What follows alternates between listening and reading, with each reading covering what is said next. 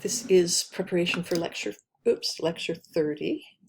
And we are going to be looking at just a little section of chapter 12 that has all kinds of really interesting things like, metamorphosis in amphibians and frogs and so on, and in insects. But I decided we had time to do just one really interesting topic to sort of cap off the class. And I just thought limb regeneration might be of interest to students, especially those of you who have some interests in medicine, because the only reason for studying regeneration of limbs in these organisms is to try to figure out if there's ways we can harness those same processes to help in regenerating tissues in the body, right? So it's just a few sections, and we're just going to go through it in the final two lectures. I've put the learning outcomes here. You can basically read these for yourself. And I'll just point out that there's a large number of organisms that are able to undergo some kind of regeneration. So there are some insects that can regrow legs.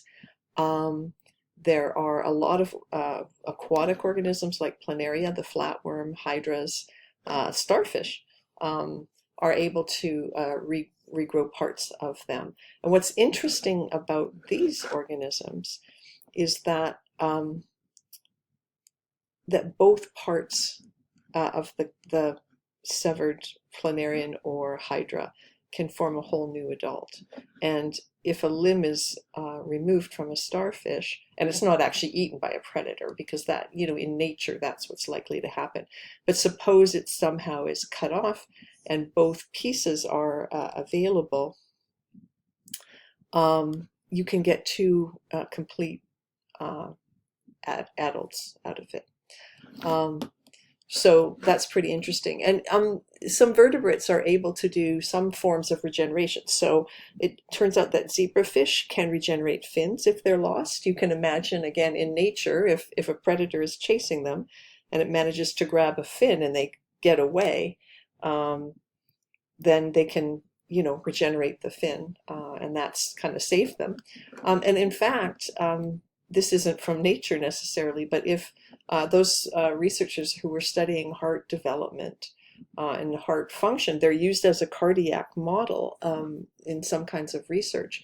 And if part of the heart is removed, it can be regenerated by these fish, which is really, really interesting.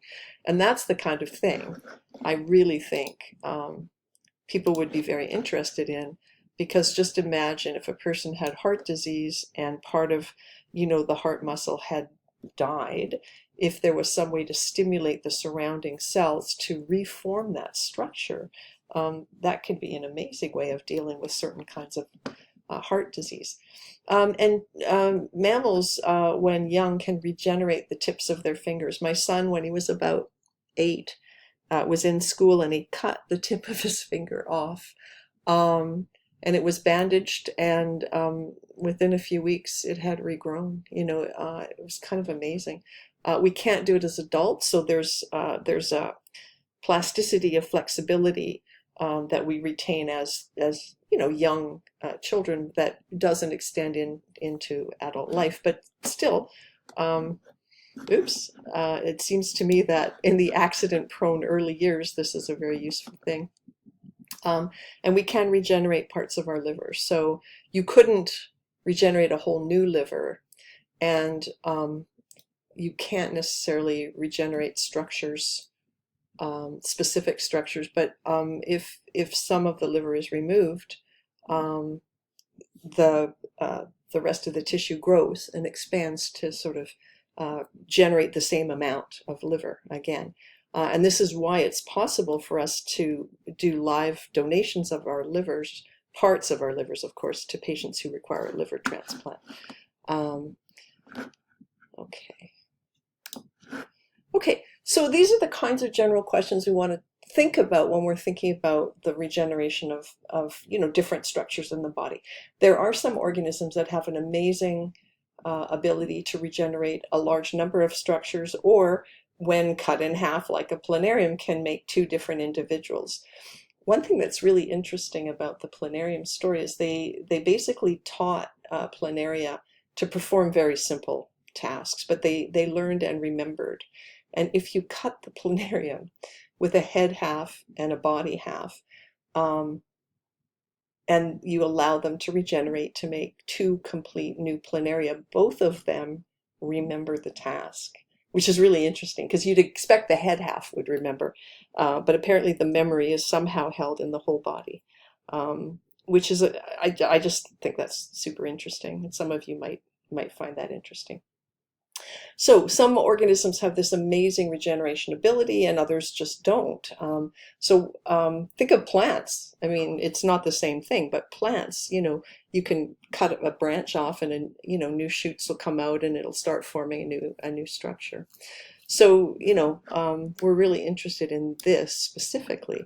But then what is the origin of the cell? So when the new limb develops, where did the cells that contribute to that and start dividing and growing out again?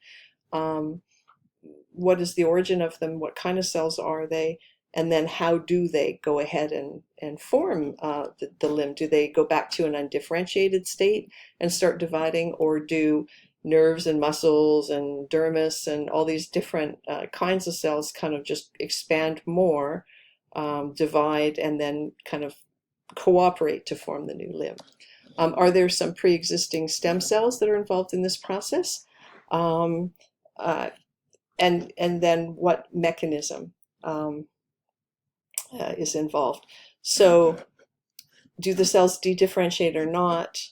Or are there already stem cells sort of sitting? We know that in some of our tissues there are stem cells, like we have neural stem cells. But if we have a spinal cord injury, we can't regenerate the spinal cord or heal that. So the interesting thing is, what are those stem cells doing there? And is there a way of activating them so that they could repair, a spinal cord injury?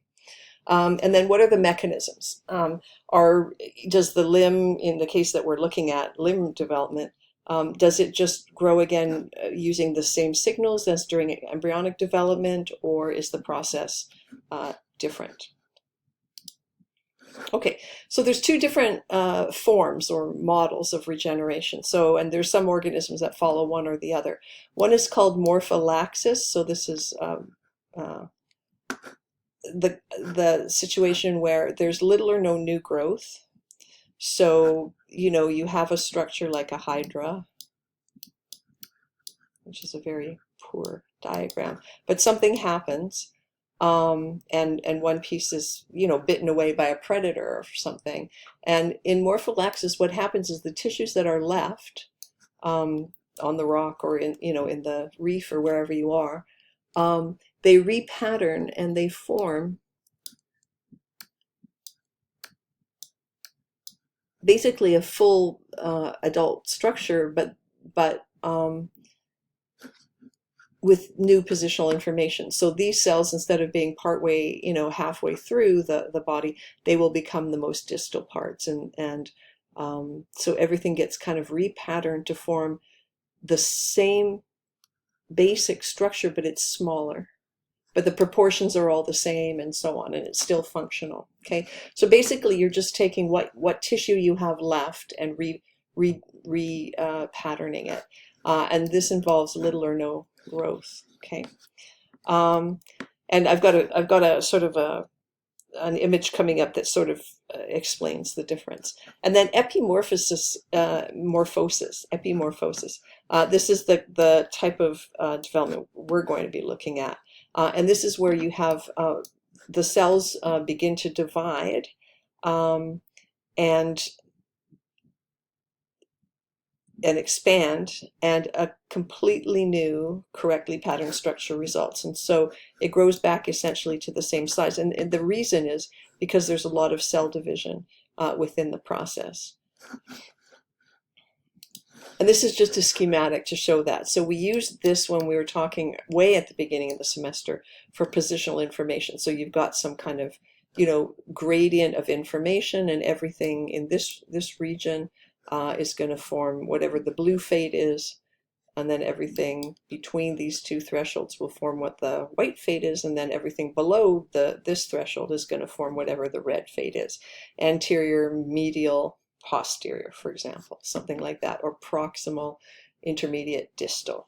However you want to frame that, the idea is you've got different cell fates at different positions, and it's based on a kind of pattern, right?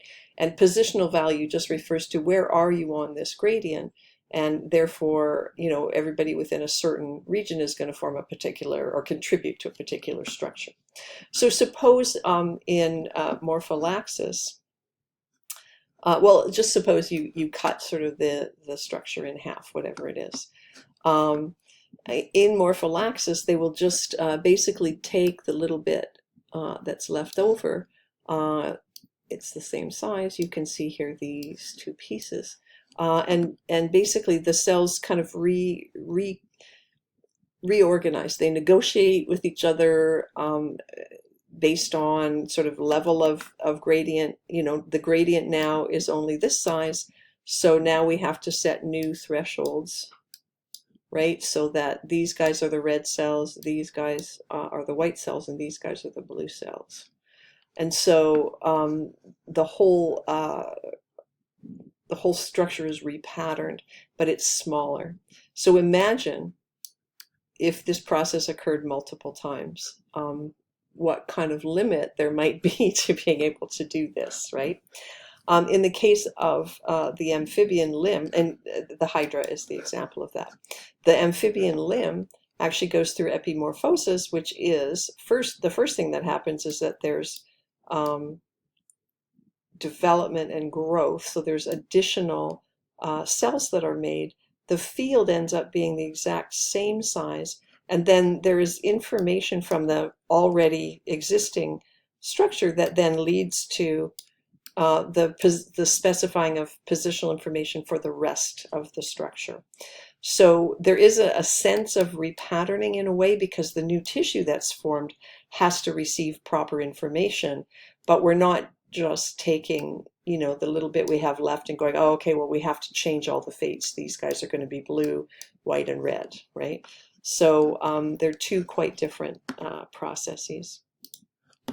And we're going to be looking at newts, so the axolotl or other forms of newts. There's different sources of evidence. It's commonest in the axolotl. And they use the they use epimorphosis, this type of development. And there's a whole lot of bits that they can regenerate. So for example, the dorsal crest, which is along the dorsal midline of the body, it's a raised little structure, and if that gets grabbed by a predator and a little bit bitten off, they're able to regenerate that. They can of course regenerate limbs, and that's what we're going to focus on. But there's other structures, if for some reason they're trying to fight back against the predator and it bites off the lower jaw, they're able to regenerate that. Both the retina of the eye, which is in the back and quite protected, but the lens, those can both be regenerated. The tail isn't shown, but that in this picture, that can be regenerated. And they also have the capacity for regenerating some of their internal organs as well, which is obviously not shown in this picture. And there is a very extensive ability to repeat these. So the people who keep these animals in the lab and do the experiments take really good, they have clean water and the best possible food, because if you're going to amputate part of the body and let it regenerate and observe that process, you had better be making sure the water is as clean as possible, and they get the best quality nutrition and so on. And if you do this, these amphibians can live quite long periods of time. So 30 years is not that unusual. So and it turns out that the process can be repeated many times through the lifespan of the organism. So you expect the ability to regenerate, kind of like your healing ability. As you age, your ability to heal slows down. But at least in some cases, there was an individual newt that was tested, and it was able to regenerate the lens of its eye 18 times over a 30-year lifespan, a more than 30-year lifespan, which means that that the ability wasn't lost necessarily with age. It may have slowed down though, but certainly it was still able to do that. And I mean, this would have been more than once every other year, right? So that's pretty amazing. So the process of studying limb regeneration starts with an amputation, which is done under sterile conditions to the best extent possible. And the first thing that happens within a very short period of time is rapid migration of the epidermal cells from the edge of the wound. So, if there's an amputation, then the cells all around the edge here, these epidermal cells, they move in really fast, they migrate across, and they seal up the wound and they cover it, both from the seepage of body fluids, which you don't want to lose your fluids that way, and also to cover the wound. If you're in a pond, there's all kinds of things floating around. You don't want to be getting that wound infected. So this is a protective measure, and it's very rapid. And this is referred to as the apical epidermal cap. And it's essential for the regeneration. If you keep the axolotls or the newts in really sterile conditions, and so that infection is not an issue, but you prevent this cap from forming, the regeneration process doesn't proceed. So it's absolutely required. Okay. And then beneath that, and over the next couple of days or so, a blastema forms. So blastema is a group of undifferentiated cells that forms underneath that apical cap. And so just kind of imagine the stump with its little sort of cells. That's the AEC. If we wanted to abbreviate it, and then underneath it is this blastema.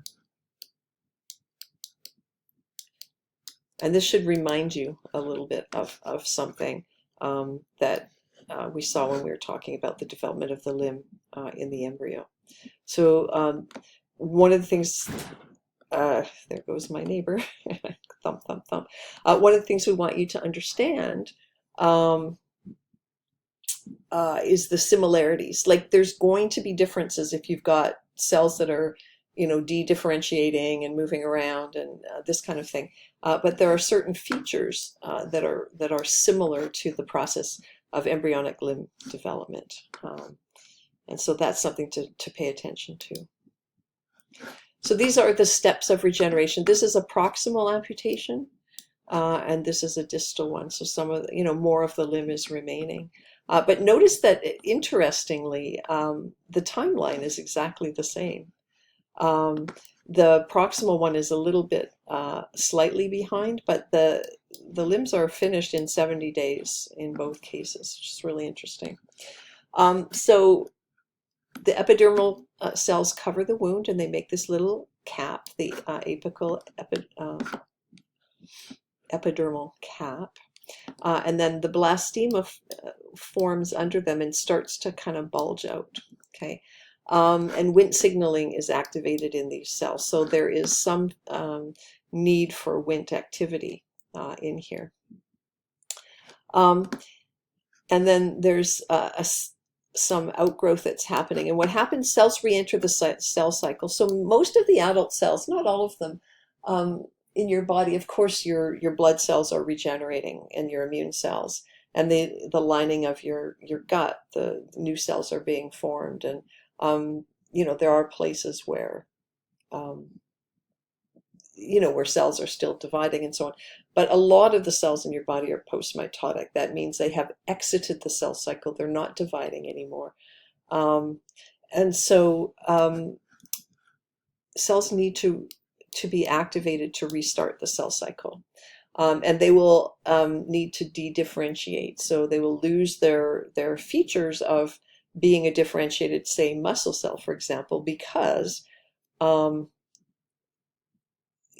because in order to start division, you have to sort of go back to that state. So, and I've got listed the proteins that you need to know about that are required for this, and they're on a few upcoming slides. And in the past, there has been evidence that in this region, this area of undifferentiated tissues, that there is transdifferentiation. So what happens is you've got something like a muscle cell or a dermis cell or something. It de-differentiates, so it doesn't look like a muscle cell anymore. It looks more like just a generalized stem cell. There's a lot of division, and then when those cells, all the daughter cells, finally start organizing to produce the limb, that original muscle cell could be forming dermis or some of the nerve cells or cartilage or muscle, right? So, and this is what transdifferentiation is. And some of the early evidence really did look like that to begin with. So that's something we'll be talking about coming up. So the blastema cells originate mostly from the dermis. So that's, remember, a mesodermal tissue that underlies your epidermis. So they form part of the skin together. But also some muscle cells, cartilage and bone cells, and so on. And as I mentioned, they express Wnt. Over time, they grow into this sort of elongated cone shape, so that you can see that in this part of the picture. And then the cells of the blastema will differentiate into these different kinds of tissues, right? Connective tissue, cartilage, muscle, new dermis, and there's nerve cells in there too, and so on. And so this is interesting because, as I said, in the adult, the cells are what we call postmitotic cells, these kinds of cells. And so in order to begin to divide, they do have to go sort of backwards in their differentiation state and then start to divide again. Okay, so I have a few slides on the different gene expression changes. And so in cells that are postmitotic, like our muscle cells, the protein PRB is dephosphorylated and it's been permanently shut off. It's an important gene that's needed, a protein that's needed in the cell cycle, in regulating the cell cycle. And it's one of its roles is to, when DNA damage is detected, so if the DNA hasn't completely replicated, or there has been some mutations induced, some of the nucleotides aren't quite right, there's been radiation-induced damage, UV-induced damage, and so on. PRB protein stops the cell cycle until the damage is fixed, and then it releases the cells and lets them go ahead and divide. RB is named after retinoblastoma, which is a type of cancer, and people with inherited mutations in this gene are very prone to developing early in life retinoblastoma, so tumors of the retina, because the surveillance system, the system that protects those cells from dividing when they're not properly replicated and the DNA hasn't been checked for damage and then repaired before the cells are allowed to divide. And if the repair is not done on that damage, the damage persists into the next batch of cells, and then the next, and then the next. Over time, chances are that one of the genes that gets damaged and hasn't been repaired properly is going to be a tumor promoting gene or a tumor suppressor gene that are no longer able to do their job in preventing cancer formation, right? So, but it also has this role, which is very interesting. So in the developing blastema, that protein is reactivated, so it gets phosphorylated, and that allows it to get activated and send the signal after it's ensured that there's no DNA damage in those cells. That allows the re-entry into the cell cycle, which means it allows for the cells to begin dividing. And they can make lots of cells then for the new limb. So PRB is a very important protein. I thought you would be interested maybe in the cancer connection, but it has this other developmental role as well. And there's two genes that are normally part of the blood clotting process, thrombin and plasmin, and these are reactivated in the plastema as well. And these are both required for cells to de-differentiate, right? So you may know the physical side of it, or sorry, the physiological side of it, but they also allow for de-differentiation. And in culture, you can take muscle cells, and muscle cells have a certain structure, and they have multiple nuclei because of the way they form, and a certain kind of linear striated structure. And they can be treated with thrombin in culture, and this transforms them into mononucleate cells. That means there's only one nucleus, and they begin to divide. And the same is true of plasmin. So both of these proteins are required for that de-differentiation process. And one of the ways that they do this is not necessarily their blood clotting related mechanism, but they actually increase the strength of BMP signaling. And so it is the BMP signaling that does the de-differentiation, but the trigger for that is the thrombin and the plasmin. And in this case, the commonest signal is a ligand that has one piece that's made of BMP4 and one piece that's made of BMP7. Remember, I think quite a few lectures ago now, I mentioned that TGF-beta signaling, you can get these heterodimers. So it doesn't have to be two of the same ligand. They can form heterodimers, and each combination is a different type of signal that is associated with a slightly different process. TGF-beta signaling is really similar across all cells and through all processes, but the specificity comes from things like this, which exact ligands are being used, which exact combination of receptors and so on, which are the target genes for those particular cells and so on.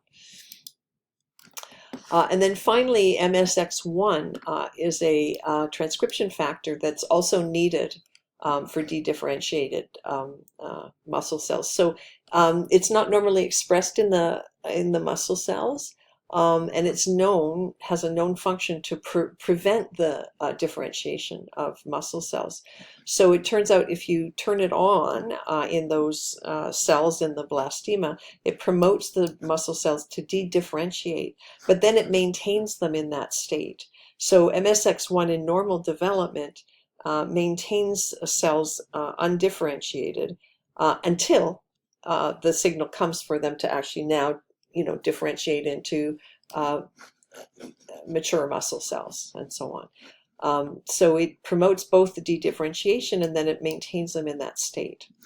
This is just a side issue. There are some types of amphibians where skeletal muscle doesn't differentiate and doesn't necessarily contribute to the blastema, in which case there are muscle-like stem cells that contribute. But we're going to be talking mainly about this. So this is an additional piece of information, but our main discussion, we will include MSX1 and the muscle story in this lecture. Okay, so those are some of the genes that cause are associated with the de-differentiation and then the initiation of cell division, so we can make lots of these blastema cells.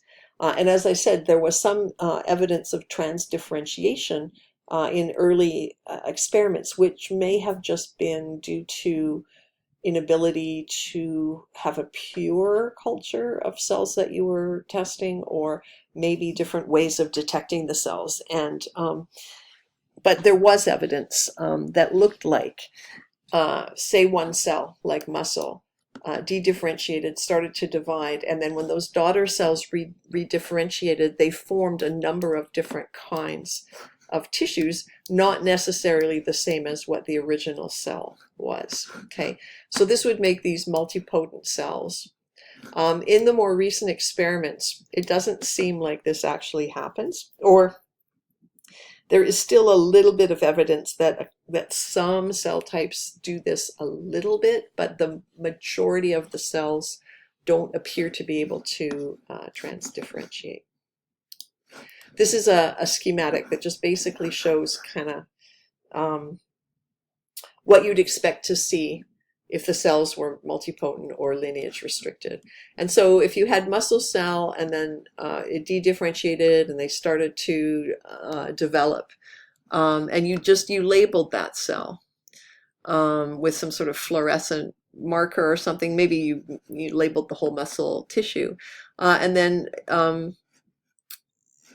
when after the blastema is finished and it's starting to produce the cartilage, the muscle, and the dermis and stuff, you should be able to detect the label in all these different kinds of cells, right? If transdifferentiation is happening.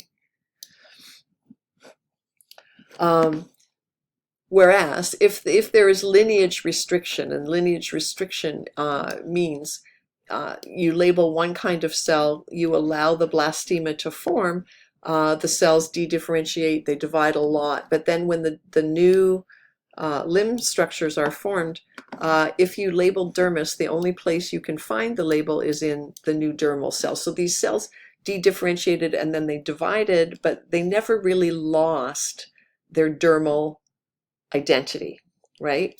And so when their daughter cells form the new limb, they can only form dermis. Same with muscle and same with cartilage. That's the overall theory, right? And it turns out that most recent experiments support the idea that the cells are mostly lineage restricted. And the experiment I'm going to describe is shown on the next slide, which is you have transgenic animals that express GFP, green fluorescent protein, in all of their tissues. And if you take a little bit of tissue, like muscle, for example, from these, and you transplant it into the limb of another animal that is not expressing GFP, then what you get is a limb that has, a region of cells that came from the other animal, and those are expressing GFP. And if you then do an amputation across the region that contains the GFP expressing cells and allow the regeneration to occur, then you can follow all through the development what cells end up expressing the GFP. And if you start with muscle cells specifically in the grafted tissue, and you follow through the development, what you find is that in the newly formed limb, only the muscle is expressing GFP. So we're not seeing dermis, we're not seeing the cartilage or the bone or anything like that. And if you did the same with epidermal cells and then followed them, you would find that the GFP was only expressed in the epidermis as well. So there's not a lot of cells that change their fate. There is a little bit of evidence that some cartilage may sometimes contribute to dermis, and dermis can sometimes give rise to cartilage, but this is the one exception. In all the other cases, the Schwann cells, remember those are glial cells, so they have a neural origin. Epidermal cells, muscle cells, and so on never transdifferentiate, and the other two types only occasionally transdifferentiate. So lineage restriction is the general way this process occurs. Okay, I guess I can continue. This is just an article from a while ago, actually, from 2007, but it just shows the importance of a protein, which I'm going to describe in the next few slides. And this article just shows that people are really watching this watching this space, because what we find out here is important for helping people. Okay, so it turns out that the growth of the blastema and the patterning of it depends on the nerve supply, but it's actually a really weird story. Okay, so if you have a normal limb, the limb is shown in outline, the red is the nerve, and you do the amputation and allow regeneration, it regenerates nice and normal, right? Normal. If you denervate the limb, that means there's a way of removing the nerve supply to the limb, and then you do the amputation. The blastema will grow, but then it won't do any outgrowth, and you won't get any limb formation. And that's what happened to this amphibian. But you can fix it. And you can add this factor called Newt anterior gradient protein. And if you actually add it, you will get this normal limb forming. What is very strange is that if you withdraw the nerve supply to the limb before the development is finished, so the limb just, it's there, it's got all the bits and pieces, it just doesn't have a nerve supply, and you do the amputation, it can regenerate just fine.